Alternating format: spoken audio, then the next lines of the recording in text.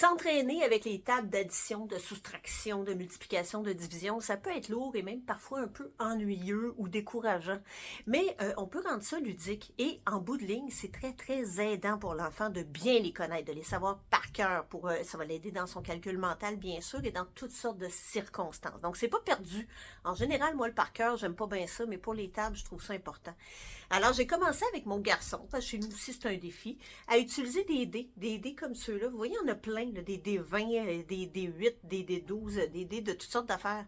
Et selon ce que je veux, ben, j'invente un petit jeu avec ça. Alors, moi, j'ai plusieurs ensembles de dés comme ceux-là, ce qui fait qu'on peut jouer en équipe. À un moment donné, il y avait une amie avec lui, ben, on a fait un jeu un peu compétitif, mais on peut le faire de façon coopérative aussi. Bref, c'est juste de penser à, OK, quel est mon objectif? Par exemple, moi, il y a de la difficulté avec les tables à les connaître par cœur, puis je veux l'amener à décrocher un petit peu, de se répéter l'addition dans sa tête, puis de compter. Donc, j'utilise des D4 parce que ça donne des résultats qui sont quand même sur lesquels il y a plus de contrôle. Et puis là, ben, je joue avec lui. Il lance un D4, je lance un D4, puis c'est celui qui donne le résultat de l'addition le plus rapidement possible. Mais selon les dés qu'on choisit, on peut faire des soustractions, on peut faire des multiplications.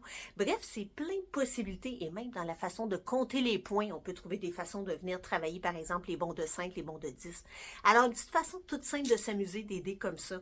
Vous l'essayerez, vous me le direz.